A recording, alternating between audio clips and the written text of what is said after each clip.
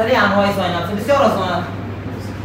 سایناپس ببین از نظر ساختار نیورونی چند رقم است؟ 3 رقم.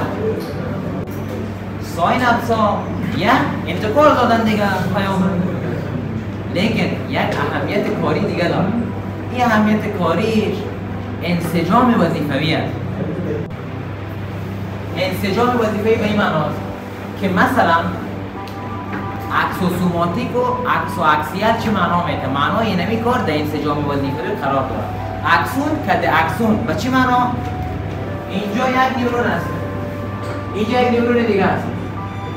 از نظر سرعت کار است. متوجه مطلب؟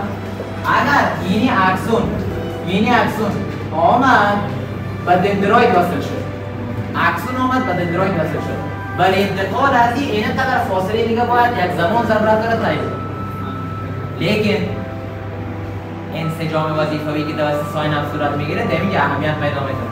اکسون میآید، اکسون مستقیم در اکسون وصل میشه، این قدر فاصله شارتکت شد. یعنی یک انسجام وظیفوی یکی از اهمیت سایناپس است. دوم اهمیتش انتقال است. سوم در تمام سایناپس های کیمیایی انتقال یونی دایرکشن است، یک جهت. یونی دایرکشن یعنی چی معنا؟ اینی اکسون است، اینی دندروید است.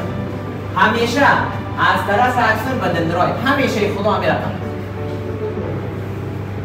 در تمام سایناپس هایی که کیمیایی است، لیکن سایناپس های برقی یک استثناء داره، چون در اونجا گپ جکشن وجود داره.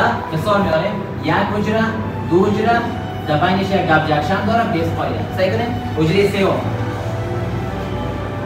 به این رقم یک گپ جکشن داره. تنبیه آمد در این نیورون مواد سودیم و کلسیم از طریق گپ جکشن در اینم تحریک میکنه، اینم تحریک میکنه، چون گپ جکشن داره. لیکن بعضا اینمی چون اینجا یه باز است دیگه، مقدار در این زیاد میشه، در این کم میشه، پس دوباره این به این طرف میاد که اینجا دوام برقیش باشه. اینه چی میگن؟ بای دایرکشنال. اینه چی میگن؟ بای دایرکشنال، دو جهته. چرا؟ از یه کار داره گفتن خودش بیچاره ماند، خودش نیازمند شد، پس دوباره از اون خاطر اضافی که در اینجا میره پس دوباره برمیگرده.